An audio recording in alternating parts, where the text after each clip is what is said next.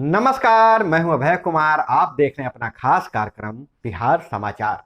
बिहार समाचार में खबरें बिहार की, बातें बिहार की, देश दुनिया की तमाम खबरें जो आपको जानना जरूरी है। तो बिहार समाचार में हम खबर लेते हैं सत्ता के गलियारों से, पंचायत के गलियों से और गांवों के चौपालों से, जो कहीं न कहीं आपके जीवन को प्रभावित करता है। तो बिहार समाचार में हम पहली खबर ले रहे हैं गोपालगंज उपचुनाव और मोकामा उपचुनाव को लेकर। महागठबंधन और भाजपा में बराबरी का टक्कर, दोनों ने एक एक सीटें बांट ली है। बहुत नजर टिकी हुई थी उपचुनाव पर कि कौन भारी पड़ता है, लेकिन मामला एक एक से बराबर नजर आ रहा है। उपचुनाव में महागठबंधन और बीजेपी को एक एक सीट, मोकामा में अनंत सिंह की पत्नी 16,707 वोटों से जीती, तो वहीं गोपालगंज में बीजेपी की कुसुम देवी विजयी रही। तो कहा जा सकता है कि मोकामा में अनंत सिंह का जलवा बरकरार है। लगातार 17 बार जीते, अब उनकी पत्नी भी जीती है। उपचुनाव में महागठबंधन और बीजेपी की लड़ाई बराबर पर रही। मोकामा में आरजेडी के प्रत्याशी और गोपालगंज में बीजेपी के प्रत्याशी की जीत हुई है।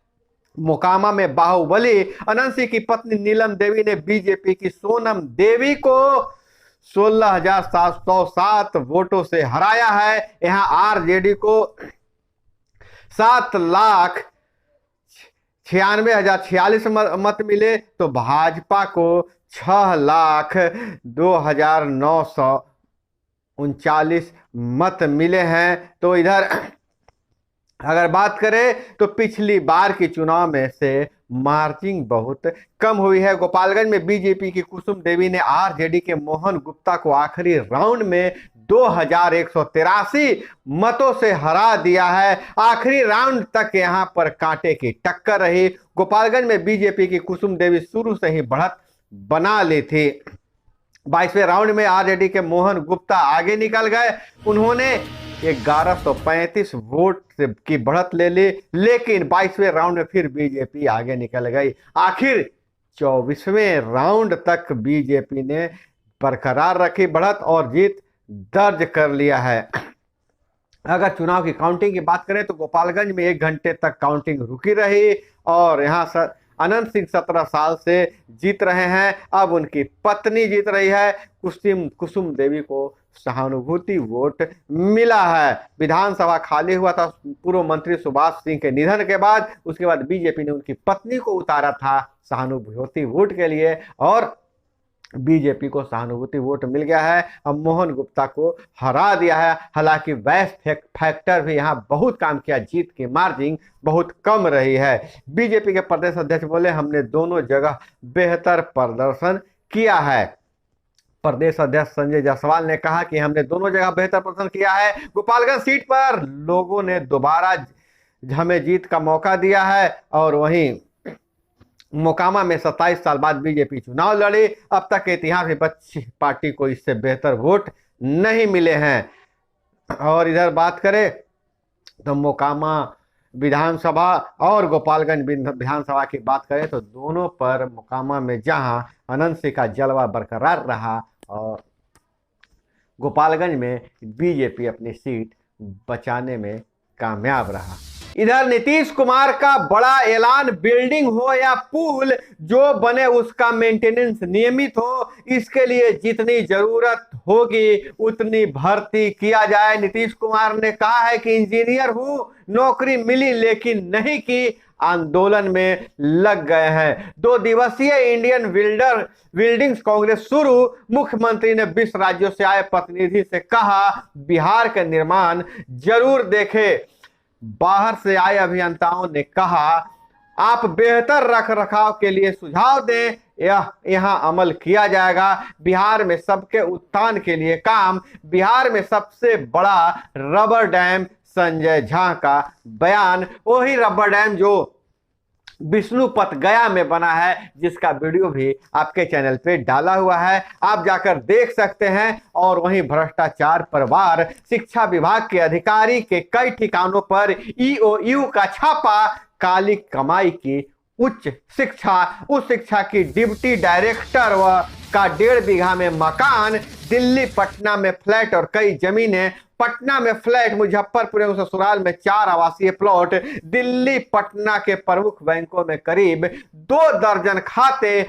विभा कुमारी के लॉकर को अगले सप्ताह खोलेगी ईएयू। बिहार के उच्च शिक्षा विभाग की उप निदेशक विभा कुमारी काली कमाई की मास्टर निकली है। आय से अधिक संपत्ति, इतने पैसे हैं कि जिन्हें गिना नहीं जा सकता है, अर्जित करने के मामला सामने आया। अगर हम बात करें कि कितने पैसे, तो 18 करोड़ 82 लाख और 3,900 रुपये की संपत्ति अर्जित किया है। 18 करोड़ 82 लाख से ज्यादा की संपत्ति अर्जित किया है। लगभग 19 करोड़ रुपए की संपत्ति जो अब तक पता चला है। और वहीं अगर गोपालगंज और मोकामा उपचुनाव के फैसला होने के बाद कुढ़नी विधानसभा सीट पर 5 दिसंबर को वोटिंग का ऐलान हो गया है। 8 को काउंटिंग होगी। चुनाव आयोग ने किया तारीखों का ऐलान।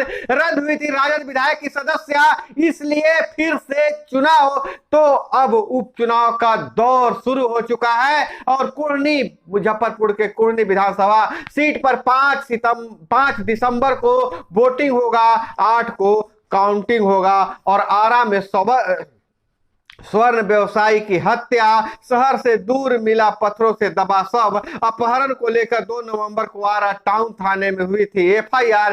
किराया वसूलने निकले थे व्यवसायी, तब हो गया था अपहरण। बुधवार को स्वर्ण व्यवसायी और वकील डॉक्टर हरिजी गुप्ता की सकुशल बरामदगी नहीं हो सकी। तो बिहार के कानून व्यवस्था पर सवाल पैदा हो गए हैं। क्या अपहरण उद्योग फिर से हावी हो रहा है? कथित जंगल राज लौट रहा है? क्योंकि आए दिन अब व्यवसायियों की अपहरण हो रही है। सरकार को कानून व्यवस्था पर ध्यान देने की जरूरत है। और इधर प्रकाश पर्व का आयोजन हुआ है राजगीर में। राजगीर पहुंचे सीएम, कहा हमें क्रेडिट भले नहीं दे, इस गरीब राज्य में पहली बार हो रहे कामों को प्रचारित जरूर किया जाए। मत्था टेक कर मांगी सूबे की सुख समृद्धि की दुआएं। मुख्यमंत्री बोले इस महीने मिलने लगेगा गंगा जल, चरण स्पर्श कर जताया आभार। और इधर आंदोलन में पहुंची महिला अभ्यर्थी, शिक्षक अभ्यर्थियों ने अपनी मांगों के लिए सिर मुंडवाया। बिहार के प्रारंभिक शिक्षकों में 7वें चरण प्राथमिक शिक्षक विज्ञप्ति जारी करने को लेकर चल रहे आंदोलन में शनिवार को अभ्यर्थियों ने आंदोलन का अनूठा रास्ता अपनाया है। आक्रोशित अभ्यर्थियों ने जमकर बवाल काटा, प्रदर्शन कर 7वें चरण की प्राथमिक शिक्षा की विज्ञप्ति की मांग की है। प्राथमिक शिक्षक बहाली के योग्य अभ्यर्थियों ने विरोध स्वरूप अपना मुंडन करवा लिया है। और वही महंगाई पर आरबीआई के कदमों से सरकार में नाराजगी, समय पर फैसले तो महंगाई पर नियंत्रण संभव था। और पटना विश्वविद्यालय के छात्र संघ चुनाव के लिए 619 फॉर्म बिके, नॉमिनेशन कल से शुरू हो जाएगा। वही सोनपुर मेला शुरू हो गया है।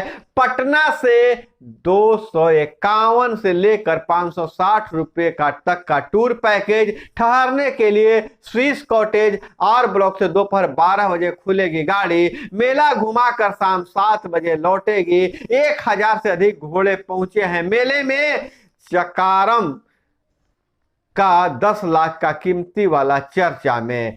और हर स्टॉल पर वहां स्टॉल लगाए गए हैं और सभी स्टॉलों पर सुविधा है कि व्यवस्था किया गया है, सुविधा दिया जा रहा है। अब पटना की हवा जहरीली, AQI लेवल 304 पर पहुंचा और संपत चक में नया अवर निबंधन कार्यालय शुरू। अब पुनपुन में मवेशी खरीदने जा रहे व्यवसायी से 2,85,000 रुपए की लूट और आलू के बोरे और कपड़े के गट्टर में ले जाते हैं नकली नोट पगडंडी, खेत बना तस्करी का मांग। नकली नोटों का सिंडिकेट का खुलासा हुआ है। एक अखबार के रिपोर्टर ने अपराधी तक पहुंचा है और उसका स्टिंग किया है। रिपोर्टर ने अपराधी बन 5 लाख के जाली नोट मांगे तो तस्कर ने 500 की 11 गड्डियां पटक दी, बोला 500 करोड़ भी मिलेंगे। भारत नेपाल सीमा पर नकली नोटों का सिंडिकेट का सबसे बड़ा खुलासा हुआ है और इसके इरादे हैं पाक और दुबई के रास्ते आए नोट भारत में खपाना है। तस्कर और रिपोर्टर के बीच जाली नोटों की सौदेबाजी की पूरी बातचीत रिकॉर्ड कर लिया गया है। तस्करों ने 80 करोड़ के नोटों का वीडियो दिखाया है। बोला कि मेरे पास बहुत सारे नोट हैं, नकली नोट, और बिहार में नेपाल के रास्ते नकली नोट खपाए जा रहे हैं। और वहीं अगर बात करें पंचायती राज विभाग से, तो पंचायती राज विभाग में ग्राम पंचायतों में कार्य करने के लिए बहुत सारे विकल्प खुले छोड़ दिए हैं। 15वीं और 6वीं वित्त आयोग से अब गांवों में ओपन जिम और पार्क का निर्माण कराया जा सकता है। विभिन्न गांवों के ग्राम पंचायत में योजनाएं ली गई है और इस मद से ओपन पार्क और ओपन जिम का काम कराया जा सकता है और कई पंचायतों में यह काम कराया जा रहा है। और वहीं विदेशों की खबर की बात करें तो किम जून और जो किम ओम जुन है उत्तर कोरिया के राष्ट्रपति, उनका मंसूबा है कि हम किसी पर